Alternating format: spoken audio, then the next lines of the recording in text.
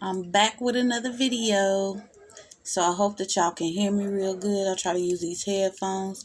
I don't know what's going on with my mic right now. Excuse any background noise. Got my front door open. We need a breeze coming through. Let's go ahead and clear this air. Let's clean it up.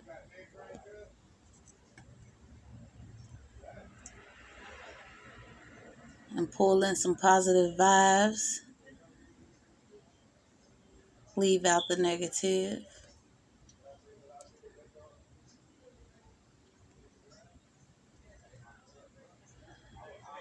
Video by request.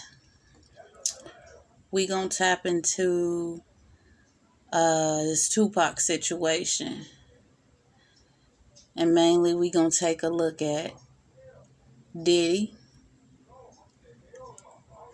Is he the man for hire? Did he hire the hit?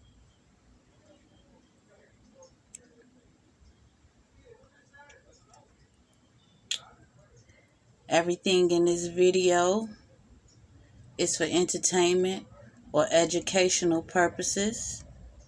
All alleged. So allegedly,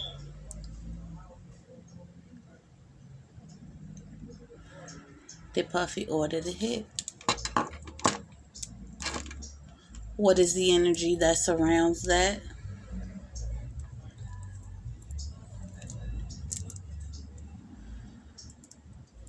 So let me go ahead and cleanse the air.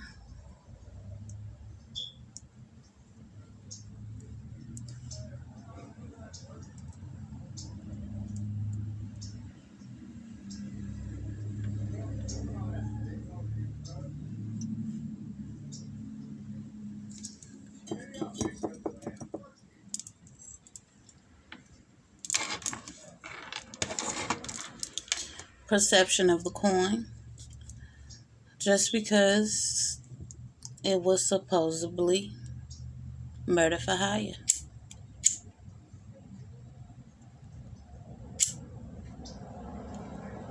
How significant was the coin?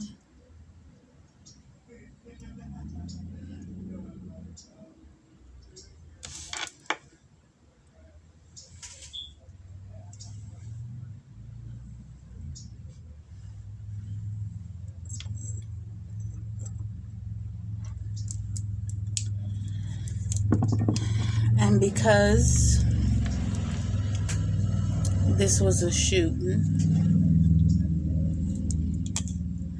I am going to use the candle of Ogun, the art of war, the god of iron.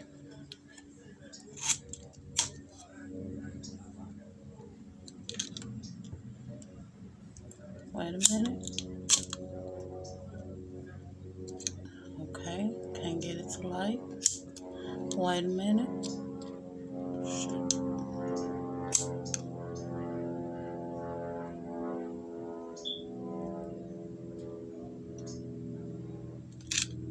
Oh, this candle wax on my hand. Hold up. That hurt it. I need a longer stem. Let's try using this. Maybe this will help us. Wait, stay lit.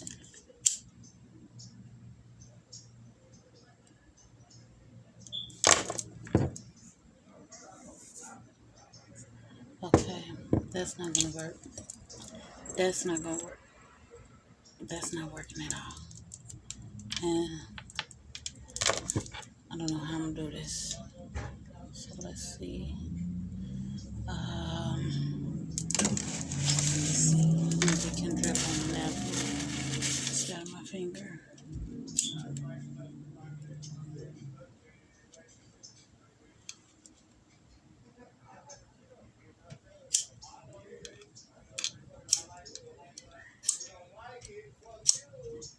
Okay. All right. Maybe that's a sign. Alcohol didn't have nothing to do with that. I don't want to burn my fingers. So maybe we can just bring some purity, some clarity into the reading with the white candle.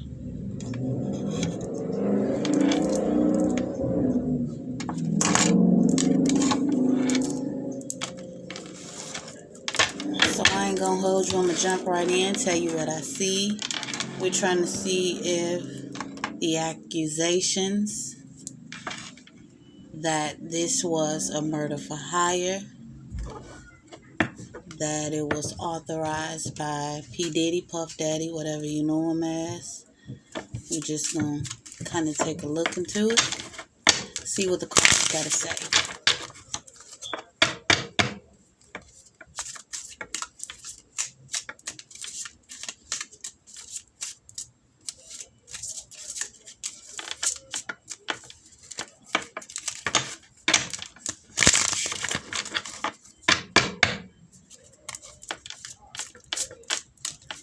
What is Puff Daddy's involvement, if any?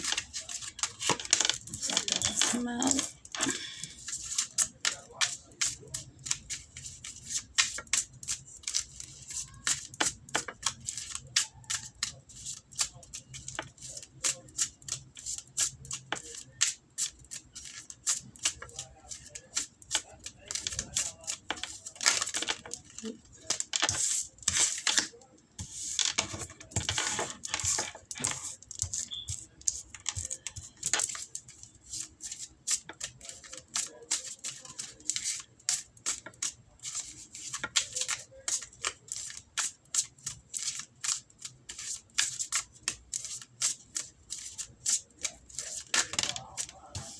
It's a little bit too many. I'm gonna take that. It's a lot.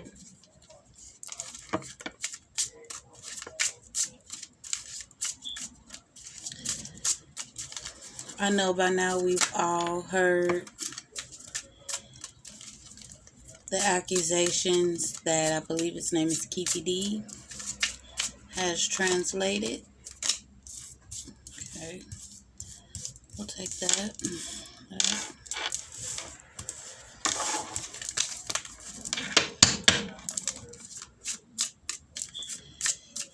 And my thing is, he said Puffy orchestrated this hit through someone else.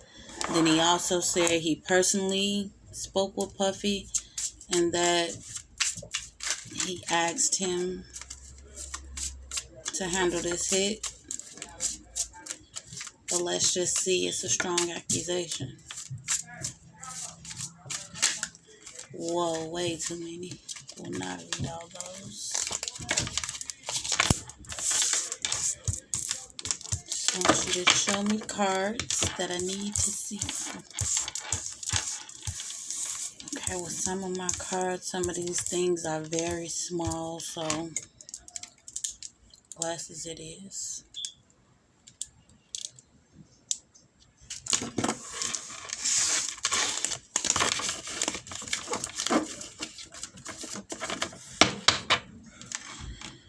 This cord is in my way, limiting my room that I have.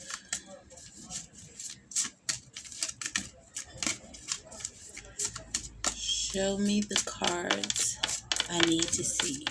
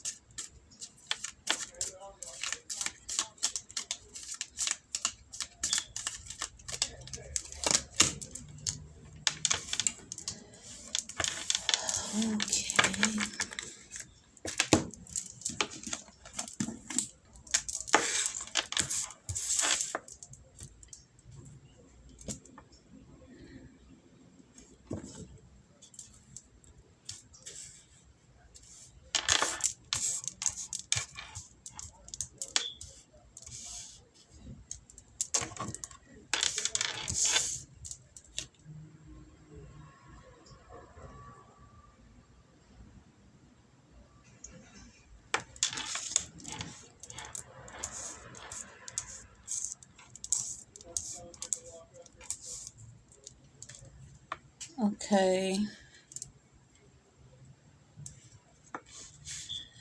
I don't think that this is a planned hit like we think it is. So I do think because some of the things that transpired, especially involving Puffy, um, he's treading lightly. So to some extent, there is some involvement.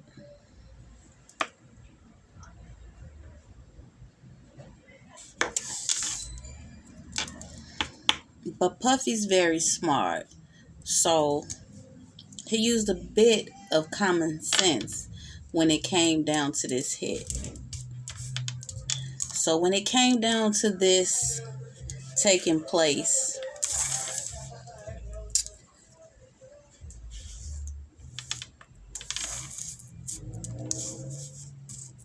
somebody was a bit too confident on how they would handle this, the way in which they would handle this. And I'ma say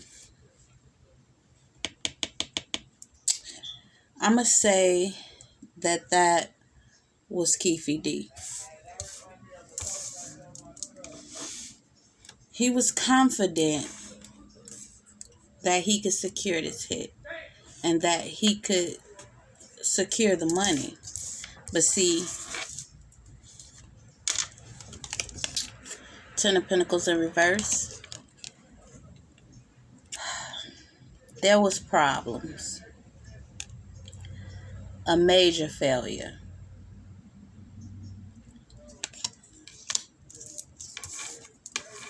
And that failure was, this was done word of mouth without an actual transaction.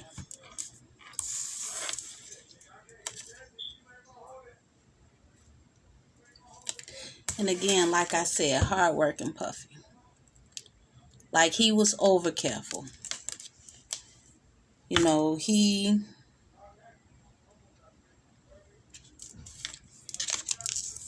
has a sort of high standard. And I believe that the way that this was done was sloppily carried out. And it wasn't paid for, Ten of Pentacles in reverse, before it was actually done. See, Puffy was working with pride.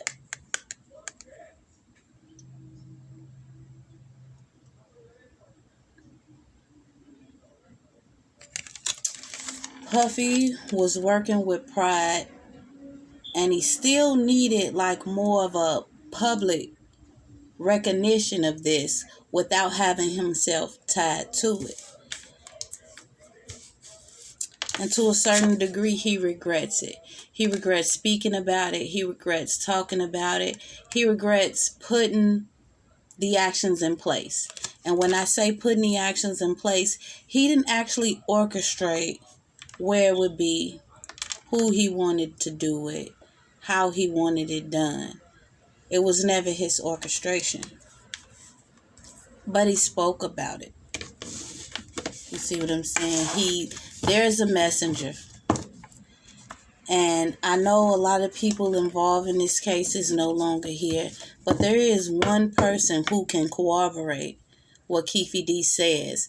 But he won't corroborate it to the extent that they are saying the same things. There's some discrepancy.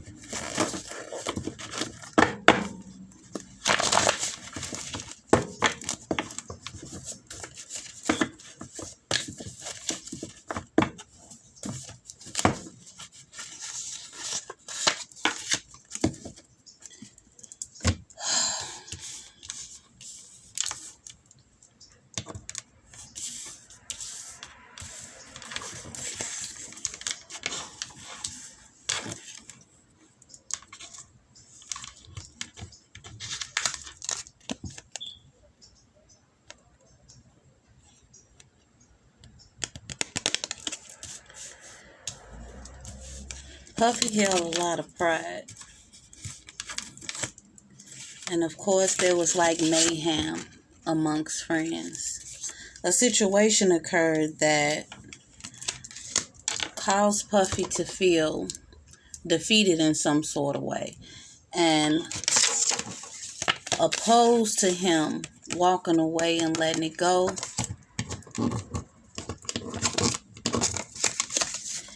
he held on to it. He held on to it because it felt like failure.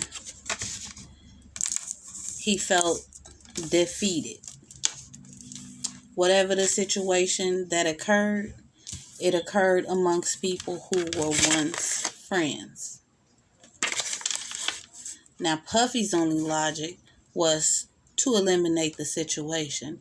And again, like I said, he didn't use the methods of orchestrating what actually took place.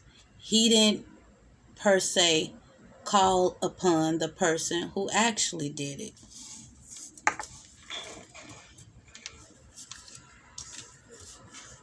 Whatever was done to Puffy, he found that it was unforgivable. He couldn't forgive this situation.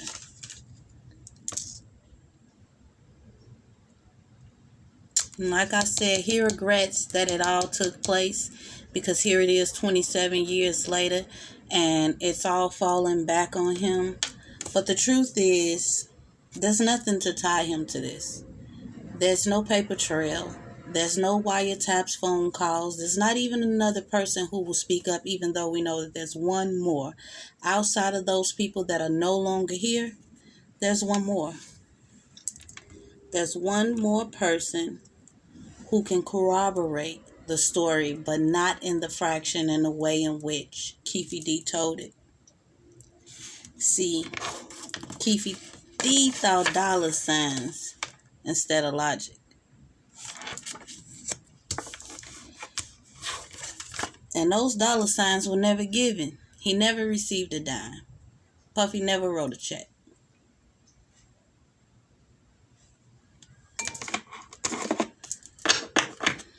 Clarify some of this.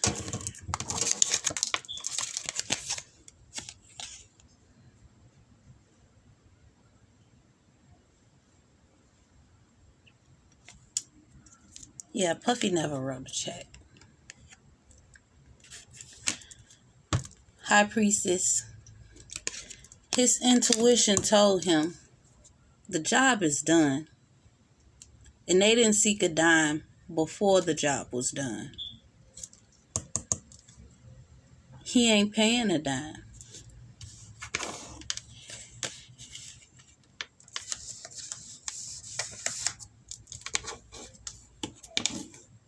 Somehow to him it doesn't matter if the truth comes out. No evidence to support it.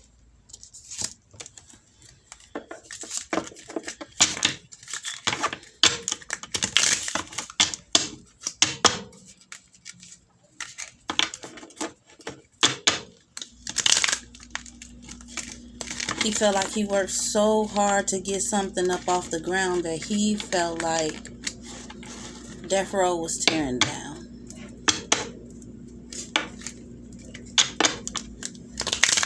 This initial situation was with Suge Knight. But see, we have the friend cards here. It's because Tupac became a part of that entourage. He became another member that Puffy could not handle.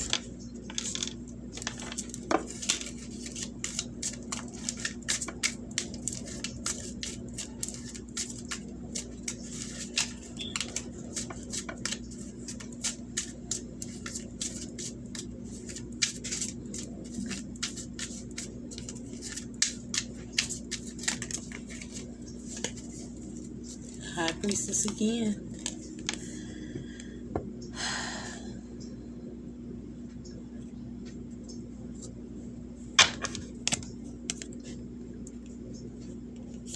The knowledges and the beliefs, the High Priestess, the all-knowing, the intuition, the going within. So there is one more person that not just believes, but has the knowledge of what was going to take place, just not how it was going to take place. Again, this was all done word of mouth. Scenario is, allegedly, Puffy says this, and that is happening, and I need these two out the way. No actual who would do it, no actual dollar amount, but I'm willing to pay.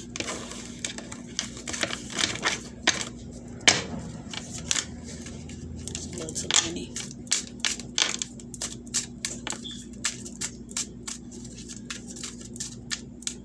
I'm willing to pay because I need these two out the way. And then you have a messenger that says, boom, Puffy said. And then when I would say Keefy D and maybe his entourage gets a hold of this information, we're going to contact Puffy. Yeah, I said it. I need them out the way.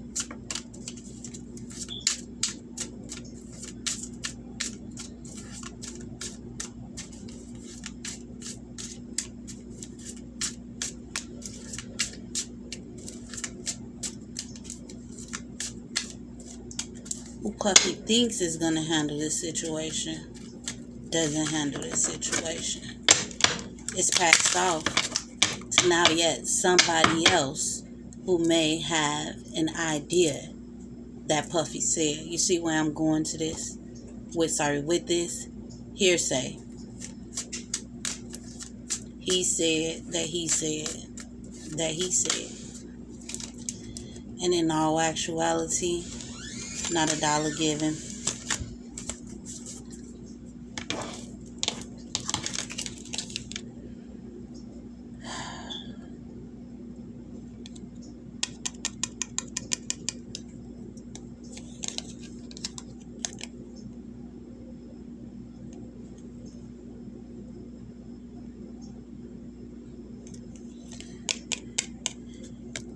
Keefy D wanted the money, but he lacked the confidence. He lacked the strength. He lacked the willingness to do it. So because there was a situation between Death Row, the entourage, that had problems with his nephew on that in particular day, he saw the perfect moment. You see, because the nephew had no idea. He was lost in the sauce. He had no idea that there was money involved in this. He had no idea that there was a price, supposedly, put on Tupac's head. Or Suge Knight for that matter. But the price was always made up by Keefy D. Orlando would have walked away from the situations, 8 of Cups, turned his back.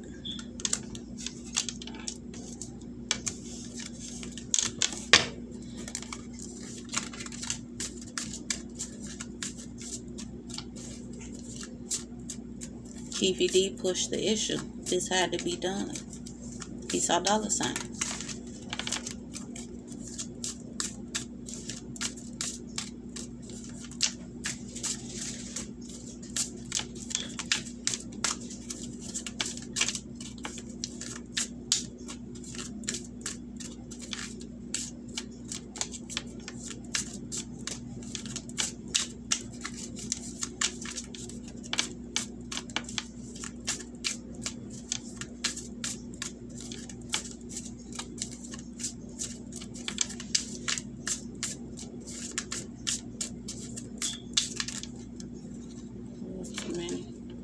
Take the one.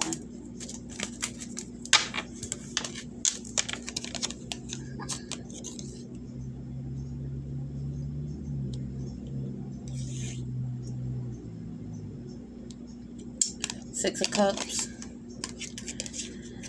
See, with his past relationship and his past dealings that he had, he didn't see that money would be a problem to be given. You know, actually sharing. This is somebody he knew from the past. Wanting actually Suge Knight hurt, Keefy D didn't. He didn't want that to take place where Suge Knight would be hurt. But in the process of everything that was going on, he wanted to receive the money. And he had these past prior relationships that he felt like he knew Puff well enough that the actual dollar amount would be paid. But what he forgot is Puff never offered a dollar amount. He for surely wanted it done. His pride was involved. Public opinion was involved. Whatever happened prior between him and Death Row in that situation, he was unwilling to forget it. He wasn't going to forgive at all. He wasn't going to walk away and look at this as this was a friend-friend situation. Because as friends, he felt like he was played. Today, it's all coming back. And although he feels that there's nothing that can tie him to this, he also knows that there's one person. There's no emails. There's no checks. There's no wiretaps. There's nothing that can tie him to this except for word of mouth. But the two stories, they won't match. One other person than Keefy D. But the stories won't match due to the simple fact how it all went down. Like I said, scenario is Puffy put something in the air. Somebody translated it. Keefy D took matters into his own hands. And he came back with a dollar amount. It's done. The way it happened, even Puffy had to ask, is this us? But he never gave any money in the beginning. And so if you went ahead and you done something that I didn't already pay for, why in the hell would I pay you for it? Especially when I didn't send you a message. I didn't write you a check. And no one else for that matter. So the only people that can speak about this can only say, Puffy said. He regrets it though because of the backlash that he's getting from it. Let's see. Like this is all too much, and it opens up more doors. It opens up other things and other accusations and things that people insinuate about him. And so if there's anything else in his life that he don't want people to look into, or that he possibly can be in trouble for because there is actual evidence, this opens the door. It's the last thing he wanted.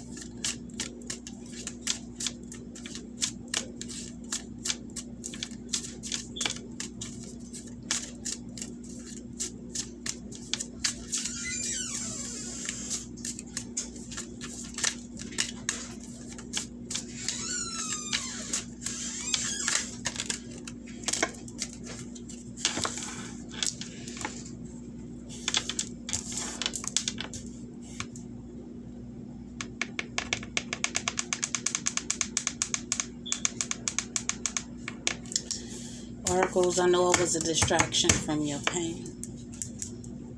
PVD was a distraction.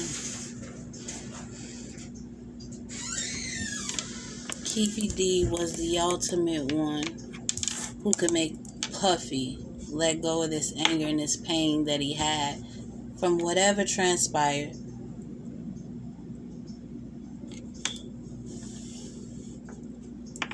But he didn't really know who Keefy D was, and Keefy D didn't really know who he was.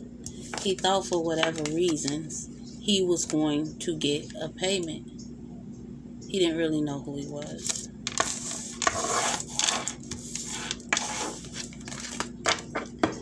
And so to keep it short and brief,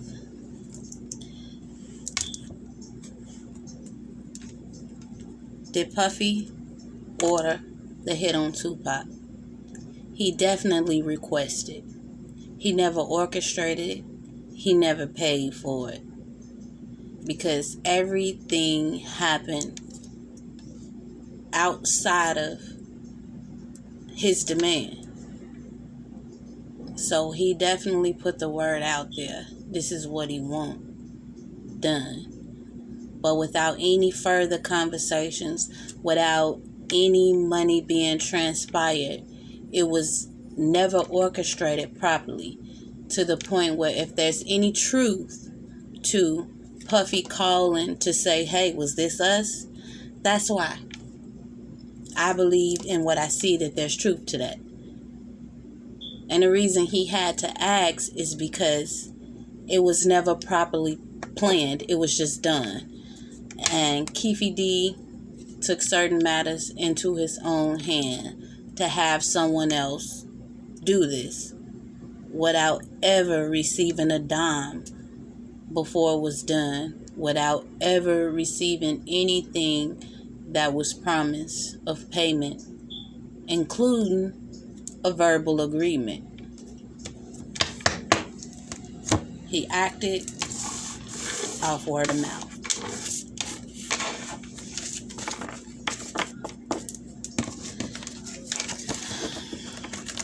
I don't really see much more.